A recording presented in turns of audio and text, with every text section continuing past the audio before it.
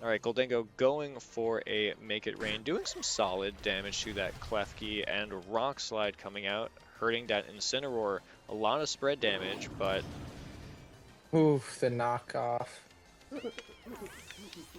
Gholdengo goes down. this game has turned dire real quick.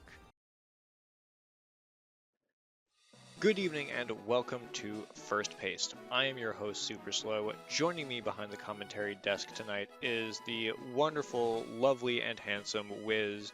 Wiz, how are you doing today? Oh, so good after that lovely compliment. I love being glazed, and I'm a donut ready to be glazed always. So glad to be here. Horrifying statement as always. We are here today with the fourth battle of the First Paldea League, the second in the Scarlet Conference. Two teams that we've actually seen on this channel before. You ready to head into the preview of the battles? Let's get into it. I hear we have some excellent Mud Eaters to watch tonight. What is wrong with you? I was told to keep it serious and professional this time. I'm doing my best. We have the Kitakami Magic facing off against the Safari Zone Kings. Both of these teams have been on the channel before. The Kings have gone through a roster rotation previously where the faded Garchomp has been replaced with Rest in peace. Rest in peace, Garchomp. We don't miss you. With Excadrill, and the Magic has actually been around mostly in this form for the past couple of weeks since Season 0. You got any thoughts on this face-off? Well, I think we know a lot about what the Magic is capable of, and so the real question is Sand back? Is Tyranitar the threat he once was? And, there's a lot. I think it's a pretty evenly matched team. I'm curious to see how it shakes out. Yeah, I mean, they did actually previously face off, and the Magic was able to edge out a win. Actually, the third game went to time because I think Sinistcha kept debuffing with Strength Sap, and Incineroar just continually lowering the attack. But that was with Garchomp on the team. Excadrill is a different story. Yeah, it's a pretty physically offensive team, that's for sure. But as I love to see some edging, so let's get it going. We gotta put a leash on you or something. Oh, if only. Heading into the Safari Zone Kings, we have Assault Vest Tyranitar, Focus Sash Excadrill, Covert Cloak Talonflame, Life Orb Gholdengo, Psychic Seed Sneasler, and then to take advantage of that Psychic Seed is a Indeedee male with a Choice Scarf, actually, not the slow one. This is Speedy Indeedee. Speedy Indeedee. Wow, that's a good name. Yeah. Moving on. Yeah, so we don't really have to go over this team too much. It kind of is what it says it is. Wants to take advantage of the speed, either from the tailwind or the sand. Gholdengo is just standard Gholdengo. I mean, you've probably seen 1,000 times if you've watched any VGC, and then a Sneasler Indeedee combo. But what is more interesting is how the team actually works together in these modes or cores. Wiz, do you want to take this this first one, the Indeedee, Sneasler, Tyranitar, Excadrill? Sure. So this is a definitely terrain and weather core. Obviously, Tyranitar and Excadrill are the best of friends. You would probably never bring Excadrill without Guitar in there to set up the Sand Rush. Definitely a terrifying amount of damage, and T-Tar is a decent amount of bulk. And as we all know, Indeedee and Sneasler, also everybody's favorite girl couple, even though that's Indeedee. Indeedee puts up the side terrain, sets up or prevents any priority, and Sneasler goes fast. Yeah, Jolly Sneasler is not really afraid of anything once that Psychic terrain up, and is also getting that defensive boost from the Psychic Seed. Really excited to see Excadrill this game, especially with that Focus Sash. Even Terra Stellar is interesting. It'll get a pretty heavy power boost to two of its moves, or the two types of moves it has. And then Assault Vest Tyranitar, tough to take down. That's what you need, especially with that's a lot of special defense with Sand Up. Rock types, as you know, get a special defense boost in Sand. And this one already has some special defense investment as well. A very tanky boy. Moving on to the second mode, we have Sneasler, Indeedee Male, Talonflame, and then a Flex Spot. This Flex Spot could be taken by, quite frankly, any member of the team. It's still the Psychic Sneasler up front, but taking place of Tyranitar and the speed from the Sand that Excadrill would usually have is Talonflame. It can set up Tailwind, it can debuff with Will-O-Wisp, which then allows Tyranitar to now be the speedy offensive one instead of Excadrill. Excadrill can also fill into this slot instead of 5 turns of... Gholdengo is probably the number one choice there. Gholdengo is terrifying. If you do Tailwind, Nasty Plot in the same turn, and then just keep clicking Make It Rain, unless you have a Steel Resist, you're probably gonna start taking a ton of damage, and just lose the battle outright. For sure. You want to move on to this third core? Third core would be Excadrill, Talonflame, and T-Tar. That is a fast team, especially if you can get Tailwind up. You can certainly put in Indeedee if you need more support, or another sweeper such as Gholdengo. I do think that Gholdengo kind of can, if there's not a lot of ground attackers on the enemy team, Gholdengo can definitely round out a Excadrill Tyranitar core and just cause crazy massive damage while the Sand is up. Especially if that Talonflame is able to get a Will-O-Wisp off onto the physical ground attacker that might be on the other side of the field, really increase the bulk of the team in that way. Something I want to touch on here is, the Sneasler Indeedee power couple, almost codependent in that way. You can bring Sneasler without Indeedee. It still is a very powerful Pokemon. It has our favorite move, Coaching, to coach the Tyranitar, Excadrill, even the Talonflame if you want to give it that extra bulk for the Brave Bird. But Indeedee doesn't need no man. It can just set up Psychic Terrain and provide that actually pretty powerful Expanding Force, even Trick. And it's a fast boy as well. Is Expanding Force? Riddle me this: is Expanding Force a physical move or a special move? It's a special move. But we have fully attack invested in DD? That's got to be a typo. I sure hope so, Super Slow. I sure hope so. Madman just max attack in DD just for kicks. No one's expecting the mixed attacker in DD with physical Terra Blast. So something that's actually just coming to mind is you can trick your own Pokemon. Like if you That's true. I don't know if that's what threat is Sneasler coming against? It's outspeeding the unburdened Sneasler that you're tricking the Scarf onto the unburdened Sneasler, thus making him even faster. I mean, I wasn't thinking that, but that is really funny. But that's what I'm thinking. That's what I'm always thinking. Scarf T-Tar, Scarf Gholdengo even is interesting. He is timid 252, so Gholdengo as is not the fastest Pokemon, but even Gholdengo and Indeedee. I mean, Gholdengo and Indeedee is an interesting threat combo. It sure is, and I think that I'm just thinking, if you can get Sneasler that fast, you can really do some Naoya Zenin backhand memes, which is all the rage these days. So you gotta stop with that, man. It's writing itself. It's, you know what? Edit it in or edit it out in post. All right, I don't care which.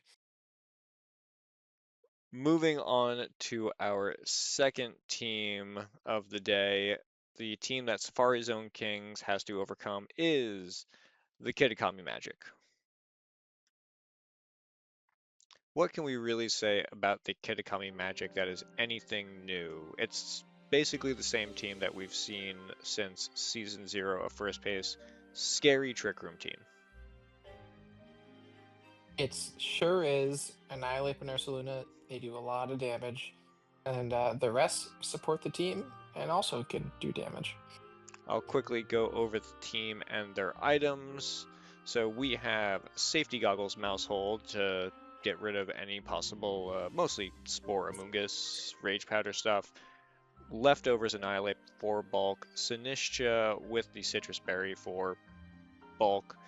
Ursaluna with the Salt Vest for bulk. Incineroar with the Rocky Helmet, and then finally Klefki with the Light Clay to extend those screens. Is that Incineroar actually Terrifier, or is that a typo as well? I have never actually seen that Incineroar Terra, so that may actually hopefully be we'll find out Terrifier today. Incineroar. I mean, the Flare Blitz will hurt.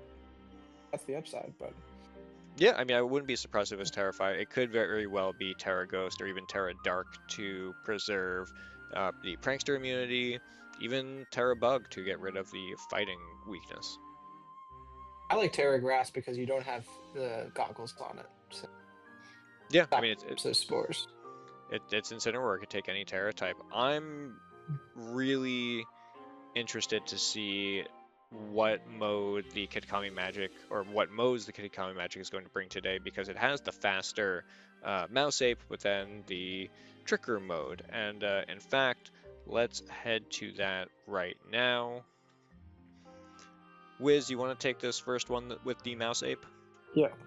So Mouse Ape, what can be said? It's a great mode with Sinistcha to support. Basically, the goal is disrupt with Maushold, heal and disrupt with Sinistcha, and let the Rage Fist punches stack up, do a lot of damage. Yeah, you have a option for taunting the opponent, follow me, or the incredibly scary beat up into the Annihilate, get that Rage Fist up to 4 stacks on the first turn, and just start ripping. It's really spooky. That last spot can be filled with, well, kind of anything. Incineroar, Klefki, unlikely to see the Bloodmoon. It's possible, though. If you can set up the Trick Room with Sinistcha and then bring in Bloodmoon late, definitely capable of sweeping. I will stand corrected. That Ursaluna does have a priority move, so even without the Trick Room, it does have the ability to get that last hit KO. But also, yeah, late game Trick Room wins games. We've seen that before. Be curious to see what this team puts out today. And then as for the second mode, it's a little bit more of the Ursaluna primary mode. It is Sinistcha, Klefki, Ursaluna, and the flex spot. That flex spot could just be plain old Annihilate late game. It could be Incineroar. That Incineroar could either be sent out at the beginning of the battle with Klefki to get the screens up, or stay in the back and late game fake out control. One time I do recall seeing Maushold being brought without the Annihilate to just get that friend guard, taunt, follow me. It is unlikely to see Mouse and Ape separate, though. Maushold just doesn't quite have enough to offer without the Ape next to him. Yeah, you would need to trade out that typically. You would need to trade out that taunt for something like a Super Fang or something. Yes. Yeah, if Super Fang was there, it would be different. So we have gone over the teams. Who you liking tonight? Kitakami Magic, I'd say, is a known quantity. We know how scary it can get once it's set up. But I'm curious to see the the Safari Zone Kings with Gholdengo on the team now. I think that could really change things up. So I'd say it's a toss-up. It's anyone's game.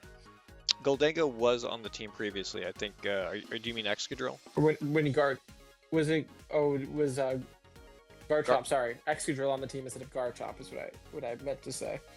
Yeah, Excadrill, terrifying attacker, can get very fast, very powerful, very fast. All right, both these teams, though we have seen them before in Season 0 of First Pace, are starting off with a 0-0 season record. So at the end of today, one of these teams will have a winning record, and one of them will be licking their wounds. You ready to head into the battle? Let's get to it. All right, into Team Select, we will be watching this match from the side of the Safari Zone Kings, so we get to really see if this Excadrill performs. I think it's a strong contender here. Yeah, I really like. Are we going with Indeedee? Indeedee Talonflame start? Unheard of. Indeedee Talonflame is a very interesting start because that locks you out of your own Brave Bird, but it does open up the Tailwind. No, Talonflame is not grounded. This is huge. This is huge, Brian. No. It is about what if your attack target is grounded, you can't use Brave Bird, but you can use Tailwind. But you can use Brave Bird against a non-grounded opponent. So the bird must touch the ground, at which point it becomes grounded, in order to use the Brave Bird. Fascinating stuff. I just don't know enough about birds, I guess. We need like an ornithologist or something. We actually know a guy who loves birds. We need to look up what ornithologist means, and then find an ornithologist, and then we will understand exactly why Talonflame can't use Brave Bird if the opponent is grounded in side terrain. A lot to do here. I hope Liam's watching this. I hope he's just somewhere and also watching this. Oh, right, Pokemon battle. We have Incineroar Ursaluna facing off against Indeedee Talonflame. All right. All right. Definitely Kitakami Magic brought a strong lead. Yeah, I mean, it is interesting to watch this and kind of think, what are the other two Pokemon that the Kitakami Magic have brought here today? If Ursaluna is your only offensive threat to worry about, then getting some early damage off with an Expanding Force or even a Will-O-Wisp, it's not going to lower its primary attacking stat of Special, but it is something that could make the difference. Expanding Force not going to do any damage to that Incineroar, and you are already locked out of Brave Bird because of your own Psychic Terrain. Yeah, and Incineroar, I think this is a pretty offensive Incineroar actually, and he is immune to the psychic attacks. The Talon goes up. So is there any sound on this? Are we supposed to be getting sound through this? That is interesting. For the battle? To bring that to your attention as soon as possible. Sound is now active. It's just really quiet. All right, we can now hit through substitute. I can't hear it, but I'm not sure if that matters. Okay, well that was a very strong start for Kitakami Magic. Yeah, I looked away for a second for those audio settings, and I believe there was a knockoff into the Indeedee for the KO, and then a Bloodmoon. So, I mean, that is a rough start for the Kings, but they do have Tailwind up, they do have Psychic Terrain up, and all they have to do is get into a good position here, knock out that Ursaluna, and get 2 counter KOs. There's got to be a Terra here to really flip the tables. Not sure who's Terastallizing, as they are both weak to the ground attacks. Now, one thing to note here is that the trainer that is in control of the Kitakami Magic is a big Pokemon rotator. He loves to switch in, switch out. Incineroar comes in, Sinistcha comes in, comes out, Hospitality, Intimidate. With 2 Pokemon knocked out, the Safari Zone Kings, and specifically that Tyranitar, is in a bad way for your parting shots and the like. He's only going to get weaker and weaker if that is what the Magic intends to do. Ursaluna swapping out. Far Zone King's pull-out game is weak. They have no pullout game. They're in deep. Yeah, when you're in deep, the only way to go is forward. All right, Gholdengo going for a Make It Rain, doing some solid damage to that Klefki, and Rock Slide coming out, hurting that Incineroar. A lot of spread damage, but... Oof, the knockoff. Gholdengo goes down. This game has turned dire real quick. In the span of 2 turns, the Kitakami Magic has been able to take 3 KOs, and now it is a full health Tyranitar in Sand and Psychic Terrain against 4 other Pokemon. Granted, they're not full health. Not full health, but I don't think they need to be in this situation. Especially if there is a big cup of matcha in the back. Incineroar goes back. Not even a parting shot, just the hard switch. Yep, and there's the Sinistcha. Though you'll notice that I don't... Oh, okay, yeah, Hospitality activates. Good. I literally could not see Klefki there through the sand. It is incredibly difficult to see Klefki in not only sand, but like that position, that guy in like the yellow shirt is like his... And it's a shiny Klefki, yeah. So it's a gold Klefki. Tyranitar going for a Rock Slide, doing some damage, but that might be the most damage it does for the next couple of turns. Sinistcha, I mean, you go for the knockoff, but it's a single target move, and you've got 4 Pokemon to deal with. I guess I'd say it's better than nothing. You know, knockoff will hurt. It's super effective, and it's stab. Did we see a Terra come out? No Terra. No Terra so far. No Terras. You know, I guess at this point it may be like a what's the point type of thing.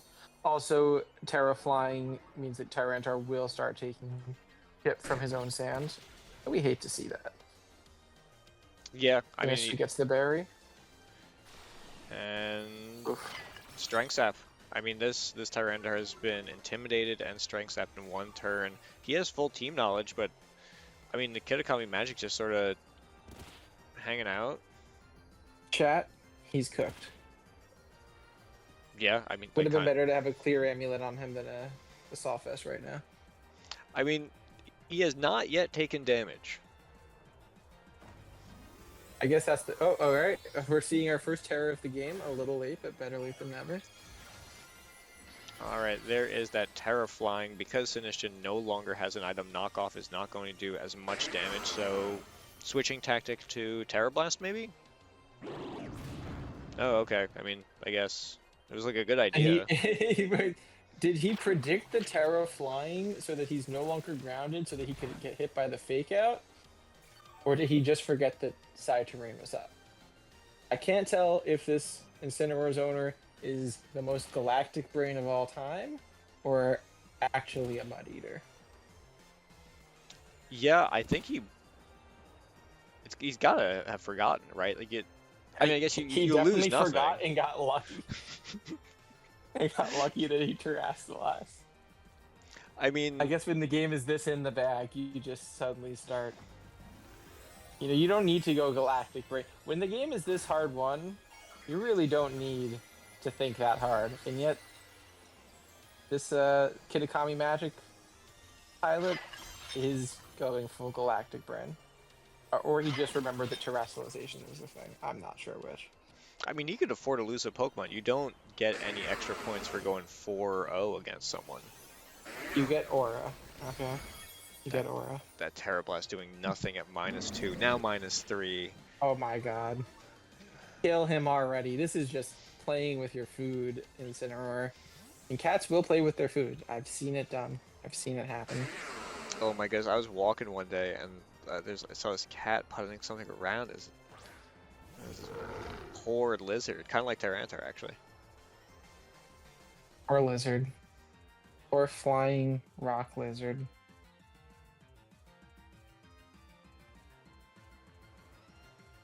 Just finish him already. So, what are you watching? So you watch, you're reading like JJK, right?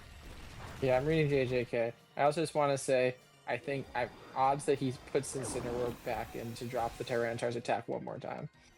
I think it's a pretty statistic likelihood. Tyranitar actually taking that Blood Moon really well. Yeah, especially considering he no longer resists it.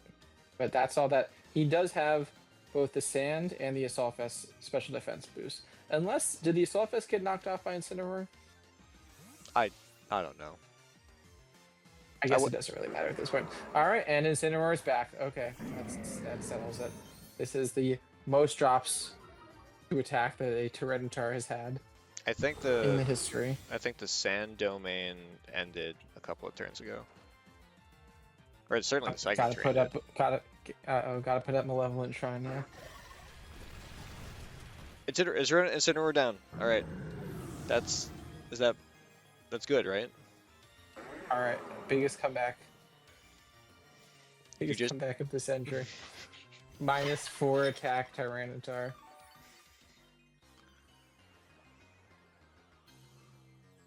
You just have to lock in and just crit. All you have to do is crit. Through It's anyone's game, really. It's anyone's game at this point. Crit through Vacuum Wave. Are we really putting the Incineroar back in? No, Incineroar. Okay. Incineroar got knocked out. Or Incineroar died. Incineroar died. Okay. It doesn't matter. It doesn't. Klefki avoids it. Wow, Klefki avoids the attack. Got the flinch. Ursaluna flinch. That's it. You're saying there's a chance. You're saying there's a chance. He just needs to start critting because, as you know, when you crit, you ignore attack drops. He just needs 3 to 4 consecutive crits with Rock Slide, and just dude, knock him out, man. God. Come on, just stop. Stop! He's already dead. He just paralyzed him.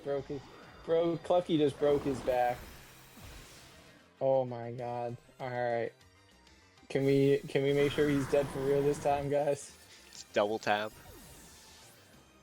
All right, there goes the battle. Game 1 to the Kitakami Magic. God, that took forever. I can confirm that was in fact a battle of all time. That was a battle that had 4 Pokemon battling 4 Pokemon at one point. Yeah, only for a brief period of time. But it did in fact happen. That was 6 minutes of battle and another 6 minutes of please God, just put this Tyranitar out of his misery. The Incineroar switch in and switch out showcase. All right, game 2. I have to say, it really did not hurt the Sinistcha. Even the sword, that reflect, that's rough. That's gonna hurt. Say no to that citrus berry. Yes, and now he can't even eat the citrus berry. And they both got flinched. See, you just keep on flinching them. Flinch lock. Is that the win con?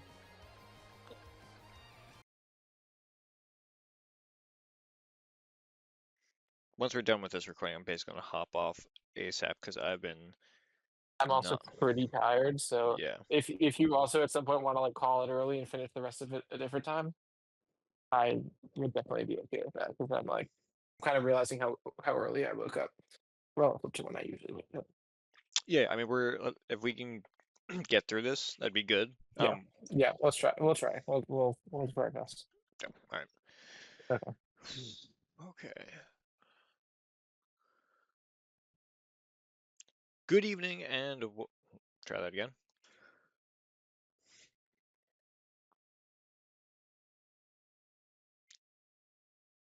Good evening and welcome to First Paste. I am your host, Super Slow. Joining me behind the commentary desk tonight. No, doing that again. Good evening and welcome to First Paste. I am your host, Super Slow.